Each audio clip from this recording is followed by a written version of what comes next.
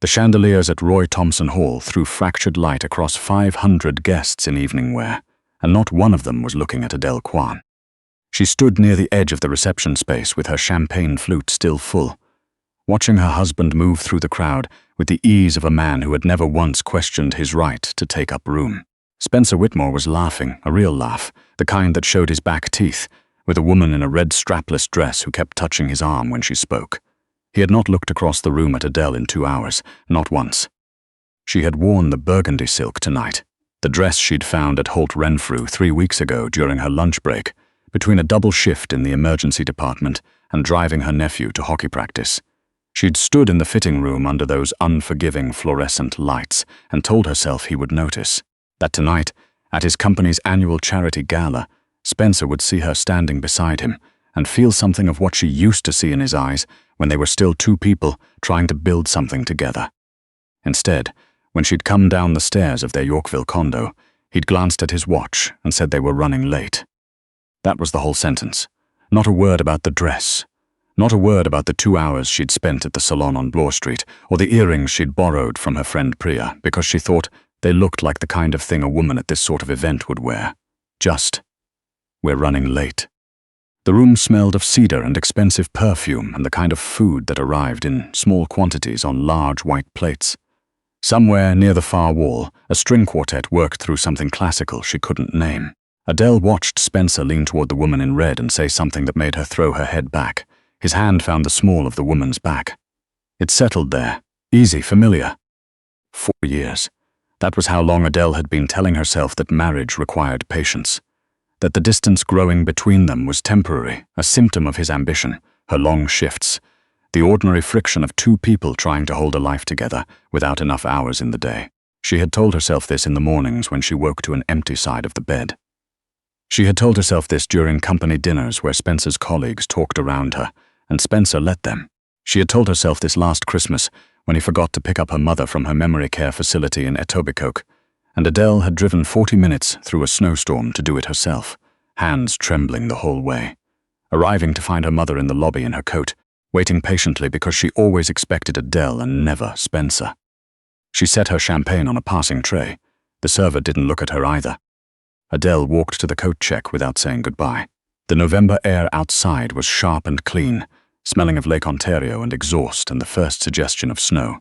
Bay Street stretched in both directions, the towers of the financial district blinking against a dark sky. She started walking south toward the water. Her phone buzzed before she'd reached Front Street. "Where did you go? The Aldersons are asking about you." "Not. I noticed you were gone." The Aldersons were his clients. She was part of the presentation. She stopped on the sidewalk and typed back with fingers already going cold. "I'm not coming back tonight. Don't wait up." His response came in under 30 seconds. "Don't be dramatic. Get in a cab." She silenced her phone and kept walking. The harbourfront was quiet on a Tuesday in November, the tourist boats long since docked for the season. She walked along the water until she found a bench and sat down, watching the lights of the Toronto Islands shimmer across the lake. A man passed with a dog. A cyclist glided by in silence. Nobody noticed her at all, and for the first time all evening, that felt like a relief rather than a wound. Her mother was the only person who had ever really seen her, Fran Kwan, who had worked every weekend double shift at Scarborough General for 19 years to put Adele through nursing school, who called every Sunday at 11 and always asked not just "how are you," but "how are you really?", who now sat in a facility in Etobicoke and sometimes forgot Adele's name, but always recognized her eyes. The care home cost $4,000 a month. Spencer's income had made that possible. Walking away from the marriage meant walking away from her mother's stability, and for 3 years that calculation had kept Adele in a life that was slowly making her vanish. But sitting on that bench with the wind off Lake Ontario cutting through her silk dress, she understood something she hadn't let herself understand before. She had already disappeared. The only question was whether she would choose to come back. Her phone buzzed again. She almost didn't look. The caller ID read G. Whitmore. Graham Whitmore, her father-in-law, a man she had met exactly 4 times in 4 years of marriage. Twice at Christmas, once at a business dinner she hadn't been warned about in advance, and once at the hospital when Spencer had an emergency appendectomy and Graham had arrived in a black car and sat in the waiting room with his hands folded and his eyes on the wall and hadn't spoken a single word to Adele for 6 hours straight. She had assumed it was grief, or indifference. She hadn't known the difference. She pressed the green button. Adel, his voice was measured and low, the kind that didn't waste energy on volume. I understand the evening took an unfortunate turn. She almost laughed. You could say that. Where are you right now? The question should have felt presumptuous. Something in his tone made it feel instead like genuine concern, the kind she had stopped expecting from anyone connected to the Whitmore name. The harbourfront, she said, near the water. Stay there. I'm sending someone. Mr. Whitmore, I don't think. There are things you should know, he said, before you make any decisions about what comes next. I owe you that much, at the very least. The line went quiet before she could answer. She stared at the dark water. She thought about calling a cab, finding a hotel downtown, texting Priya to come and get her. She thought about all the sensible, ordinary things a person did when a marriage ended on a Tuesday night in November. Instead, she sat on the bench and waited. 20 minutes later, a black SUV pulled up along the lakeside access road. The man who stepped out was broad-shouldered and unhurried, somewhere around 40, in a dark jacket that fit too precisely to be off the rack. He crossed toward her with the deliberate calm of someone who had never once worried about arriving late to anything. Mrs. Kwan. He didn't offer a name. Mr. Whitmore asked me to bring you somewhere safe for the night. She noticed, as she followed him to the vehicle, the way his jacket pulled slightly at the left hip. She had grown up in Scarborough. She knew what that meant. The SUV drove north out of the city, past the glow of Vaughan and the dark geometry of the Greenbelt, into the Caledon Hills. The road narrowed, trees thickened on either side, bare November maples lining a private lane that curved toward a house that not in any sense what Adele had been picturing. It was a stone manor, fieldstone and dark timber, 3 stories against the tree line, its windows warm with light. The grounds were manicured even in late autumn, the gardens dormant but shaped with the care of someone who expected them to return in spring. A dry fountain stood near the entrance. She counted 3 outbuildings before the car stopped. This was not a family home. This was a statement. Graham Whitmore met her at the door. He was taller than she remembered, silver-haired, wearing dark trousers and a wool sweater that made him look less like the imperious figure from those stilted holiday dinners and more like someone who had simply been sitting by a fire, reading. Thank you for coming, he said, stepping aside. I know this must feel strange. Strange is one word for it, Adele said. He led her through a foyer of warm stone and aged wood, past oil paintings that spoke of old money rather than new taste, and into a sitting room where a fire was already burning. He gestured to a chair. She sat because her feet ached and her nerves were fraying, and she didn't have anywhere else to be. You want to know why I called, he said, settling across from her. That would be a start. Graham Whitmore looked at her in the firelight for a long moment. My son is a fool, he said, simply, without decoration. But that is not why I called. I called because you deserve to understand the situation you are walking away from before you decide how to walk away from it. The situation. The Whitmore name. He paused. What do you believe we do, Adele? She thought about the vague language Spencer had always used. Permits, partnerships, people who made things move faster. Construction, she said, real estate development, holdings across the GTA. That is not untrue. He folded his hands in his lap, but it is not, as I suspect you have always sensed, the whole truth. She felt the hairs rise on the back of her neck. Outside, the wind moved through the maples, a sound like paper tearing. We operate in the spaces between the legal and the sanctioned, Graham said. Construction is legitimate. Some of what moves through the construction pipeline is not. We have operated this way but 2 generations, and we have survived because we are disciplined, careful, and strategic. He held her gaze steadily. I am telling you this because, if you step out of my son's life, you are not simply ending a marriage. You are leaving a world that does not always distinguish between people who are inside it and people who used to be. Is that a threat? It is a warning. There is a difference. His voice remained even. A threat comes from someone who means you harm. A warning comes from someone who wants to prevent it. Adele sat very still. She was an emergency nurse. She had learned years ago to stay calm in rooms where everyone else was falling apart, to gather information, breathe evenly, and hold her conclusions until she had enough to work with. What are you offering me? She asked. Something shifted in his expression. Not quite surprise, but close to it, as though he had prepared for panic and received instead a question he found worth answering. Tonight rest, he said. Tomorrow, we talk about what comes next. She was shown to a guest suite on the 2nd floor that was larger than her first apartment in Scarborough. She lay awake for a long time under a duvet that smelled of cedar, staring at the ceiling beams, trying to arrange the evening into a shape she could understand. Her husband had publicly humiliated her. Her father-in-law had just admitted his family ran a criminal organization through their construction empire. She was sleeping in a stone manor in the Caledon Hills and feeling, irrationally and impossibly, safer than she had in her own home in years. Morning came grey and still, frost on the garden. Graham took her coffee in the conservatory, a glass-walled room at the back of the house, overlooking a formal garden going quiet for winter. He was direct, as she was already learning he always was. "You have two choices," he said. "I can arrange for you to leave today with enough resources to start over, somewhere entirely new. A different city, a different name if you prefer. I will ensure your safety and provide what you need to build a life completely separate from anything connected to the Whitmore name." Adele wrapped both hands around her mug. "And the other choice?" He looked at her steadily. "You stay, not as my son's wife, as yourself." He paused. "This house has been without any real warmth for 15 years since my wife Elaine passed. I am surrounded by loyalty that has been purchased and fear that has been manufactured, and neither of those things has ever once reminded me what it is to simply be a person rather than a position." He turned to look at the garden. "I watched you for 4 years, Adele. At dinners where Spencer forgot to introduce you. At the hospital, the night he was ill. When you sat with him until 3 in the morning anyway. You have something that is genuinely rare in the world I inhabit. You show up, even when there is nothing in it for you." She felt something tightened in her chest that wasn't grief and wasn't gratitude, but was close to both. "I also know about your mother," he said quietly. "Fran, the facility in Etobicoke, the costs." He met her eyes. "I want you to understand that her care is guaranteed, unconditionally, regardless of which option you choose. That is not a bargaining chip. It is simply the right thing, and I should have seen to it years ago." The tears surprised her.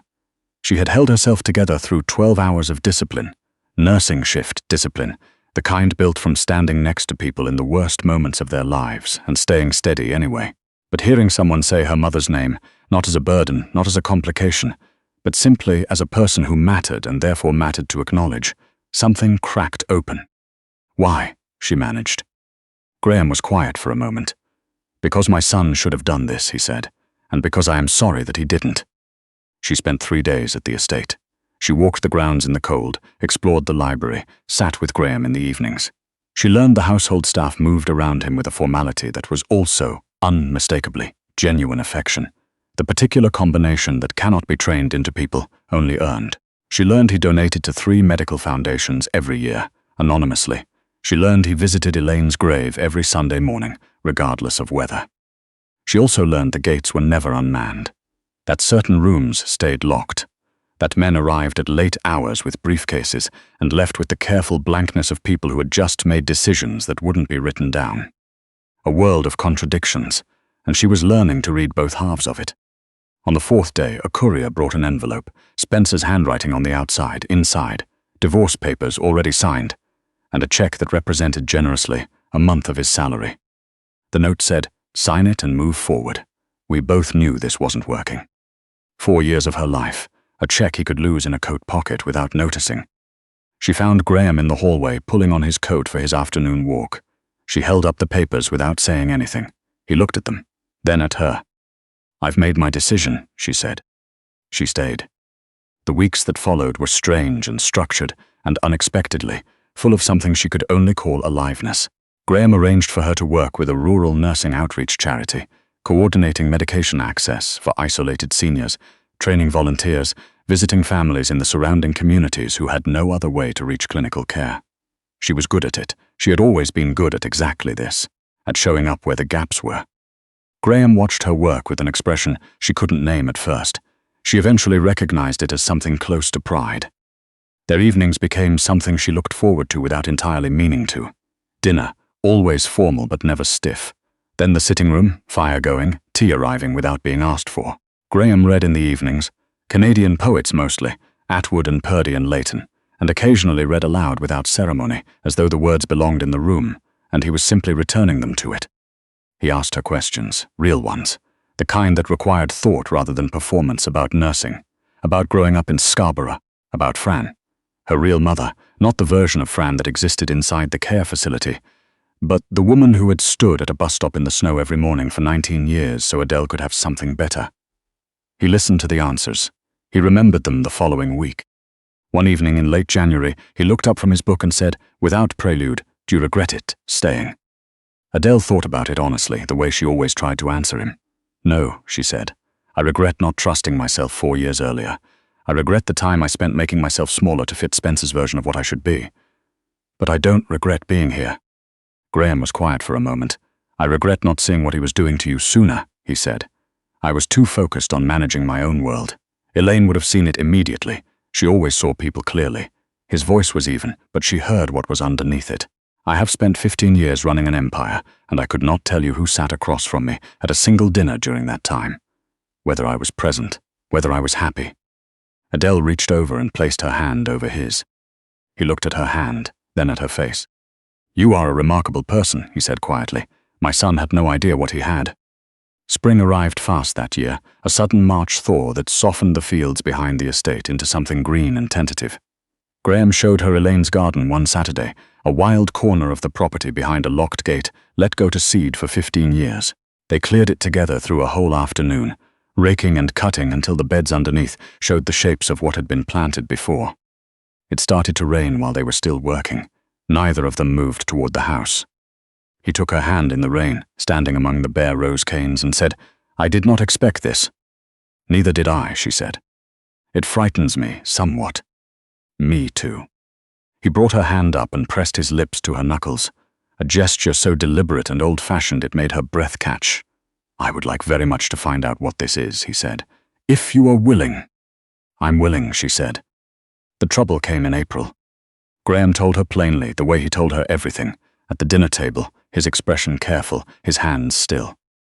A man named Kendrick Rowe, a former partner who had spent 3 years quietly building leverage, positioning himself to take over key construction contracts that formed the financial backbone of Graham's organization. Kendrick had grown impatient. He'd begun applying pressure, not direct confrontation, but the kind that was harder to block. Interference with suppliers, a whisper campaign through certain city channels, a message delivered through intermediaries that made clear he had identified a new point of vulnerability. "He has identified you," Graham said. "He believes your presence here means I have something to lose. In his world, that is an invitation." Adele felt cold. "Do you have something to lose?" Graham looked at her across the candlelight for a moment that stretched. "Yes," he said, "but not in the way he thinks." He tripled her security detail, asked her to stay on the property unless accompanied. For 3 weeks she worked from the estate and felt the walls of the house pressing in, not with malice, but with the weight of a world she had chosen and couldn't fully see. Then Spencer arrived. He came without warning on a Wednesday evening, his car through the gate, before security had processed the approach, and stood in the foyer with his tie loosened and his voice carrying the blurred edge of someone who had been drinking since the afternoon. "Is this what this is?" He called up the stairs when Adele appeared at the landing. "Is this why you left? He wanted you for himself the whole time." Graham came out of the study with the particular stillness he brought to everything that mattered. "You are intoxicated and trespassing," he said. "Choose your next words carefully." Spencer pointed at him with a hand that wasn't steady. "I know things about the contracts, the company structures, the way money moved. Certain people find that information very interesting." "I imagine they do," Graham said. "I've been talking to the RCMP." Spencer's face had gone ugly with it, with something that was pain wearing the costume of anger. "I have documentation, I have dates and figures, and Spencer. Graham's voice dropped so quiet that Spencer stopped talking just to hear it. "I know what you've given them. I've known for some time what you were attempting." The color left Spencer's face. Graham clasped his hands behind his back. "I began cooperating with a federal investigation 19 months ago," he said. "Voluntary disclosure. The subject was Kendrick Rowe and a network of corrupted permits across 4 municipalities. The RCMP received everything material to that investigation from me, directly, before you ever picked up a telephone." He studied Spencer without malice. "Every piece of information you offered them was already in their possession." Spencer stood very still. He looked at Graham. He looked up at Adele on the landing. His expression moved through several things at once.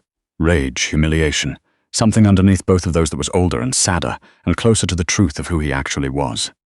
"You can leave now," Graham said. "Tomorrow your lawyer will hear from mine. Tonight you go." 2 members of the security team appeared in the hallway. Spencer looked at them, looked at Graham, looked at Adele one more time. She had expected in this moment to feel something conclusive. Triumph or grief or the sharp satisfaction of a wound finally closing. Instead, she felt tired and relieved and very clear. She watched them walk her ex-husband out. She had not said a single word. Graham found her in the kitchen afterward. She was making tea because it was what she did when she didn't know what else to do with her hands. "He was trying to hurt you," she said. "It wasn't a question. He was trying to win something."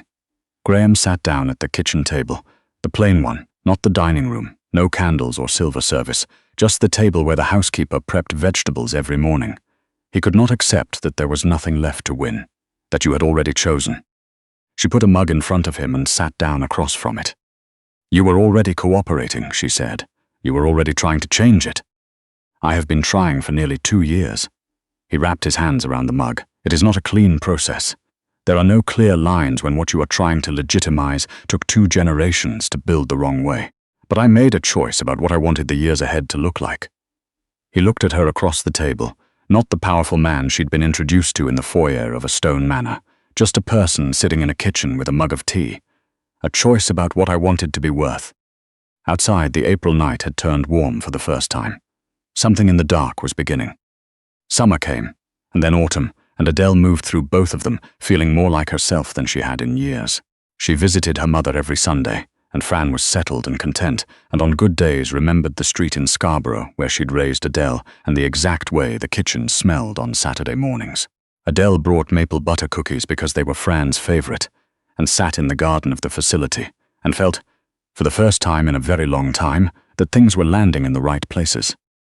On a Thursday evening in early October, Graham came to find her in Elaine's garden, which was in full autumn color now. The roses they had planted together in spring gone deep orange and red at the edges, the maple overhead turned the color of something burning clean. She was cutting a few stems to bring inside. He stood at the gate and watched her for a moment before she heard him. "I have something to ask you," he said. She straightened, garden shears in one hand, a handful of roses in the other. He crossed the garden and stood in front of her and produced from his coat pocket a ring. Small diamond, simple antique setting. Something chosen for a person rather than a display. "I know this world I come from is complicated," he said. "I know it asks things of people that most people are never asked to give. I know you came into it the hard way through a side door, in the dark, with no map and no reason to trust anyone in it." He met her eyes without flinching. "But I also know that you have made this house into something I did not believe it could be again. You have made me into someone I did not believe I could be again." He paused. "Will you marry me, Adele? Not as anyone else's anything. As your own person, choosing this for yourself." She thought about the woman on the bench by Lake Ontario, the one in the burgundy silk dress with nowhere to go, and a phone buzzing in her clutch and 4 years of becoming invisible, settling into her like cold. She thought about what it had cost, and what it had given back. About her mother in the garden of the facility, recognizing Adele's eyes even when she couldn't find the name. About Elaine's rose canes coming back in spring after 15 years of dormancy. About the way Graham listened, not like someone waiting for his turn to speak, but like someone for whom listening was itself the point. "Yes," she said, "I choose this." He slipped the ring onto her finger. It fit perfectly, which shouldn't have surprised her, but did. Their wedding was small, exactly as both of them wanted. 22 people in Elaine's garden on a Saturday in late November, the bare rose canes strung with warm lights, a minister from the neighboring town who had known Graham's household for 30 years. Adele wore ivory. She carried cedar branches from the property because she liked the smell and because they were real, and what was real had become, in the past year, the only thing she wanted to hold. By 4 in the afternoon, they were at a long table with the people who had made the house run. Staff, security, the nurses and volunteers from the outreach charity, Priya who had driven out from the city and cried through the whole ceremony. Graham was laughing at something the head housekeeper's husband said, his head back, the sound entirely unguarded. She watched it happen and felt something settle in her chest, like the last piece of something large finding its place. 5 years later, Adele was in Elaine's garden in early June with her daughter perched on her hip, watching the roses come back one more time. Josephine was 3. With Adele's dark eyes and Graham's way of going completely still before she laughed, as though she was gathering the full force of it. Graham came through the gate with 2 cups of coffee, and Josephine launched herself at him with the absolute confidence of a child who has never once doubted her reception. "She found a caterpillar," Adele said. "I heard about it extensively," he said. settling the child against his side with the ease of someone who had been doing it for years. They stood together in the June morning, the three of them, the roses going pink and white and deep red around them, the gate standing open behind Graham. The grounds stretched beyond it, green and unhurried, the maples beginning their long summer work. She thought, sometimes, about the woman on the bench by the water. The one in the silk dress with her champagne untouched and 4 years of disappearing settled into her bones. She thought about what that woman had not yet known, that the most terrifying thing she would ever do was also the most ordinary, just standing up and walking away from a life that had forgotten to include her. "Graham," she said. Thank you for calling that night." He looked at her over Josephine's head, steady and unhurried, the way he looked at everything that mattered to him. "You were already walking away," he said.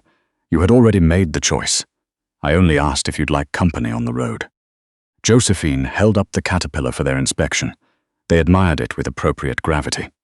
The June light moved slow and gold through the maple leaves, and the roses opened another half-inch toward the sun, and the gate to Elaine's garden stood wide open, which was the part that mattered most. She had chosen to begin again, and every morning since had been the proof of it.